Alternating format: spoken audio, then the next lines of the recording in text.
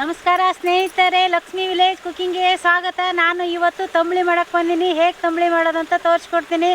ಅದಕ್ಕೂ ಮೊದಲೇ ನನ್ನ ಚಾನಲ್ಗೆ ಲೈಕು, ಶೇರು, ಕಮೆಂಟ್ ಮಾಡಿರಿ, ಸಬ್ಸ್ಕ್ರೈಬ್ ಆಗ್ರಿ. ಮತ್ತೆ ಆಗ್ತಾಡ, ಬರ್ರಿ ತಂಬಳಿ ಮಾಡೋಣ. ತಂಬಳಿಗೆ ಏನೇನು ಹಾಕ್ತೀನಿ ಅದನ್ನ ಹೇಳ್ತೀನಿ ಬರ್ರಿ. ಹುಣಸೆ ಹಣ್ಣು, ಸಕ್ಕರೆ, ರುಚಿಗೆ ತಕ್ಕಷ್ಟು ಪುಡಿ ಉಪ್ಪು, ಇದಕ್ಕೆ ಎಷ್ಟು ನಮ್ಗೆ ತಂಬಳಿ ಬೇಕೋ ಅಷ್ಟು ನೀರು ಹಾಕೋದು. ನಿಮಗೆ ಬೇಕೋ ಅಷ್ಟು ನೀವು ಹಾಕ್ಕೊಳ್ರಿ. ಹಾಂ, ನಮಗಿಷ್ಟು ಸಾಕು.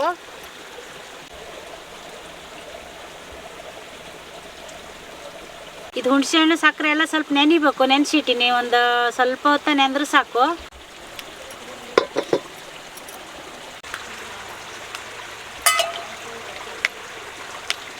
ಹಸಿಮೆಣಸು, ಎಣ್ಣೆ,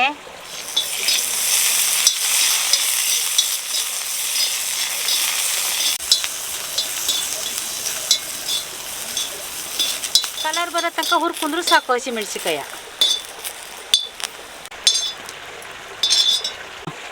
ಆಗ ನೆನೆಸಿಟ್ಟು ಹುಣಸೆ ಒಳಗೆ ಈಗ ಹಸಿಮೆಣ್ಸಿಕಾಯಿ ಹುರಿದಿದ್ದು ಇದಕ್ಕೆ ಹಾಕ್ಬೇಕು.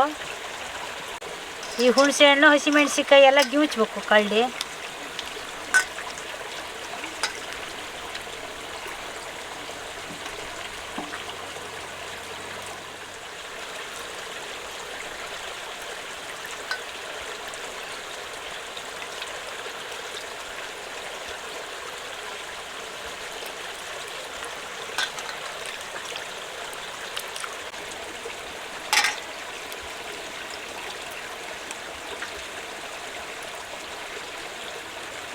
ಈ ಗಿವುಚಾದ್ಮೇಲೆ ಹಸಿಮೆಣ್ಸಿಕಾಯಿ ಹುಣಸೆ ಹಣ್ಣೆಲ್ಲ ತೆಗೆದು ಹಣ್ಕೋಬೇಕು. ಬೇಡ,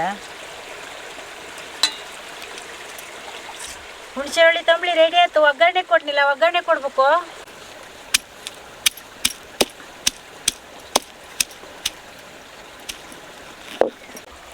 ಎಣ್ಣೆ,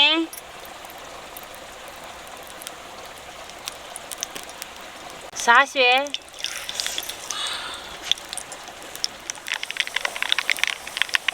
ಬೆಳ್ಳುಳ್ಳಿ,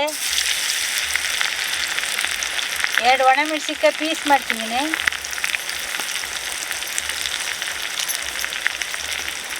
ಆಮೇಲೆ ಸ್ವಲ್ಪ ಕರಿಬೇವಿನ ಸೊಪ್ಪು,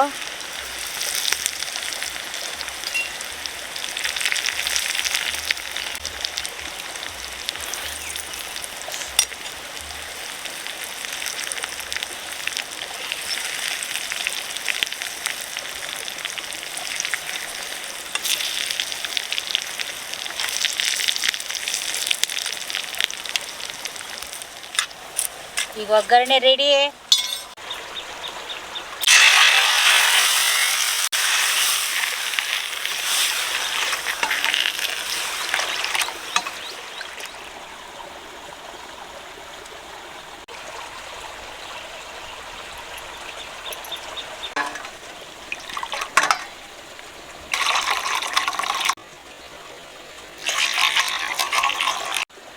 ತಂಬಳಿ ಸಾರಿಗೆ ಒಣ ಮೀನು ಸುಡ್ಕೋಬೇಕು. ಹುರ್ದು ಮೀನಾದರೂ ಅಡ್ಡಿಲಾಗಿತ್ತು, ಒಣ ಮೀನು ಮತ್ತು ಚಲೋ ಆಕತಿ. ನೀವೆಂತ ಬೇಕಾದ್ರೂ ಮಾಡ್ಕೊಳ್ಳಿ.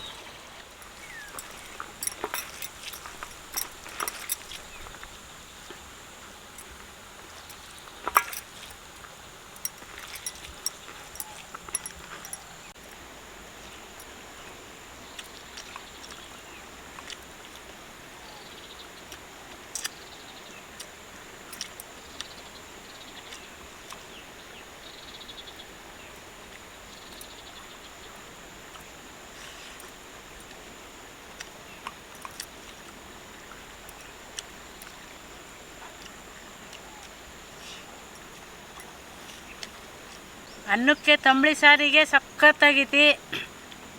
ಈ ತಂಬಳಿ ಸಾರಿಗೆ ಸುಟ್ಟು ಒಣ ಮೀನು ಸಖತ್ತಾಗೈತಿ. ಇದಕ್ಕೂ ನೆಂಚಿಗಿನಕ್ಕೆ ಒಳ್ಳೆ ಸಖತ್ತೈತಿ. ಬಿಸಿಲು ದಿಸ್ದಾಗೆ ಕೆಂಪು ಸಾರ್ಕಿಂತನೂ ಈ ಥರ ತಂಬಳಿ ಸಾರು ಅಂದರೆ ಅನ್ನ ಭಾಳ ಸೇರ್ತೈತಿ.